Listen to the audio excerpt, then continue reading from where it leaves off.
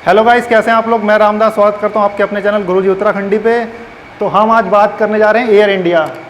तो आप ये देख रहे हैं welcome back air India. Ratan Tata ने एक बहुत ही इमोशनल जो है एक लेटर लिखा है आपका, वो लेटर काफ़ी वायरल हो रहा है, आपने पढ़ा होगा।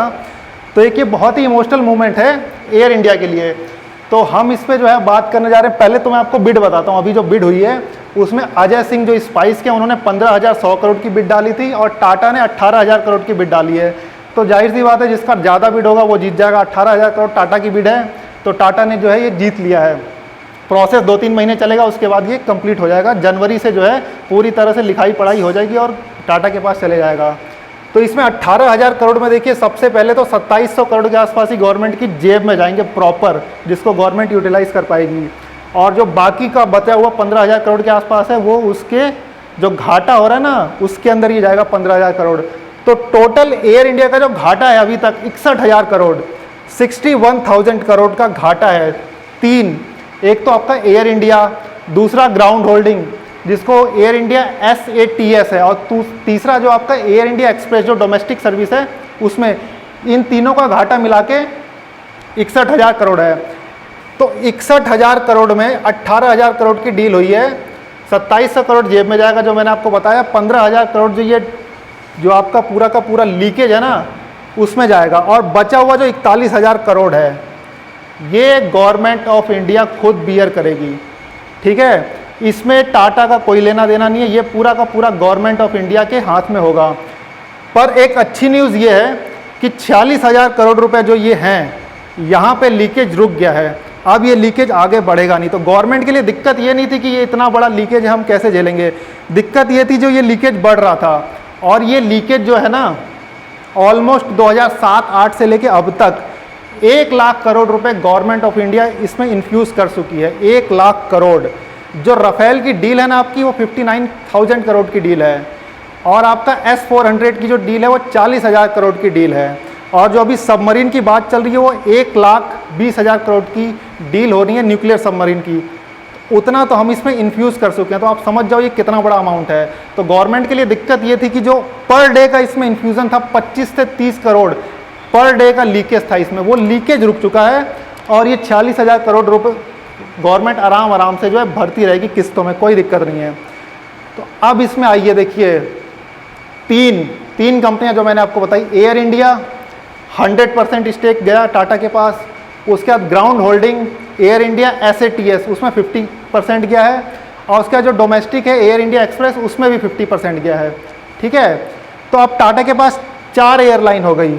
एयर इंडिया एक्सप्रेस जो दोनों अभी हैं, तीसरी विस्तारा पार्टनरशिप है सिंगापुर की एक कंपनी उसके साथ, उसके बाद एयर एशिया।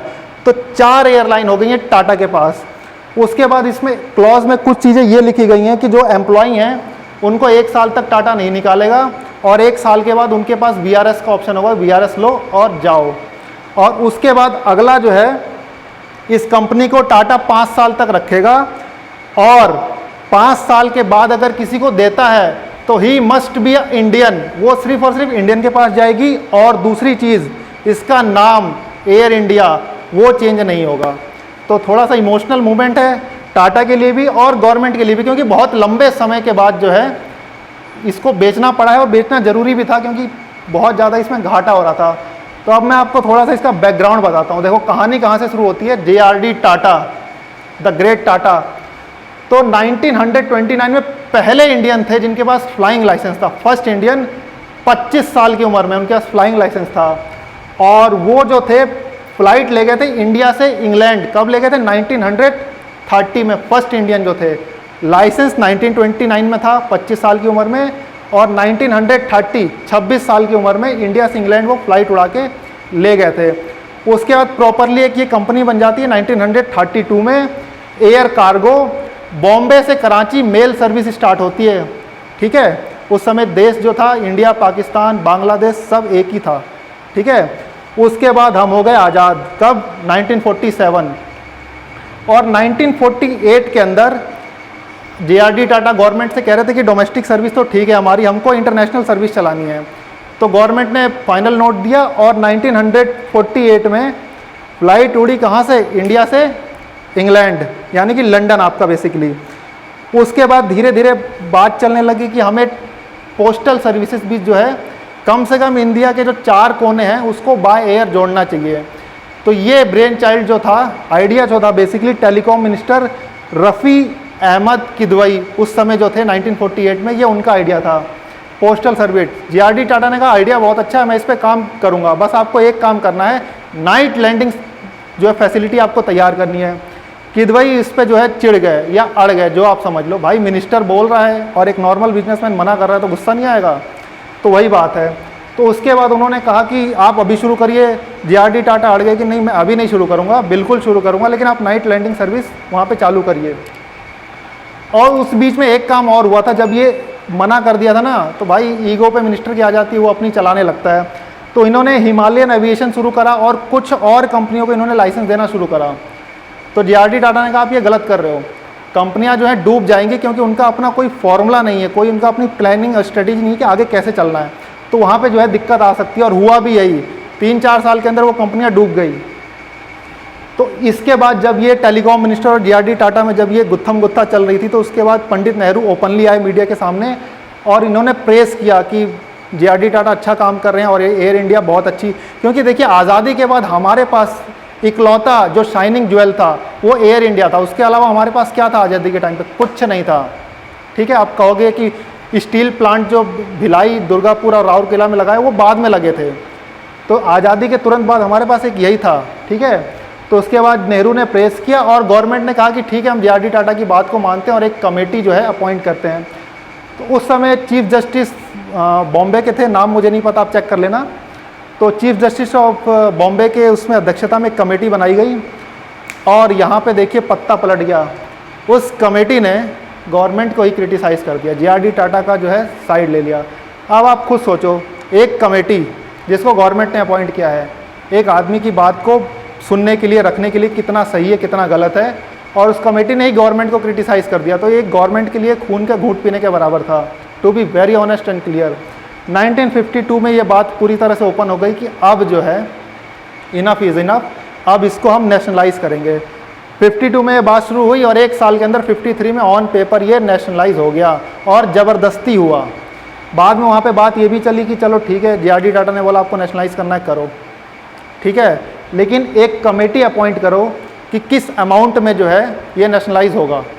गवर्नमेंट ने वहाँ भी उनकी बात नहीं मानी, ज़बरदस्ती जो है पकड़ा दिया कि आप ये लो जो भी अमाउंट था, और उसको नेशनलाइज कर लिया।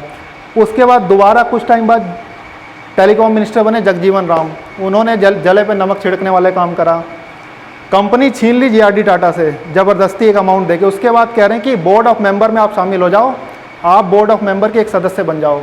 बातचीत चली, ठीक है, इज़ ओके, और वो बोर्ड ऑफ मेंबर बन गए। 1978 में क्या हुआ, मोरारजी देसाई की गवर्नमेंट बनी, जनता सरकार, और उन्होंने बोर्ड ऑफ मेंबर से JRD टाटा को हटा दिया।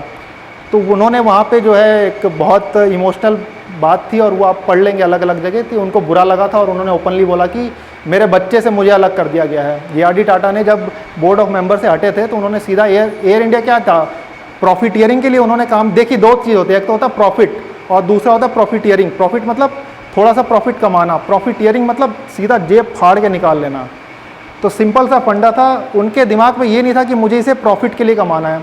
वो as a nation, as a country India को कुछ देना चाहते थे, पर ज़बरदस्ती उनसे लिया गया। 1978 में उनको बोर्ड से भी हटा दिया गया। तो उन्होंने सीधा बोला था कि मेरे बच्चे से मुझे अलग किया जा रहा है, ये उनके प्रॉपर वर्ड थे।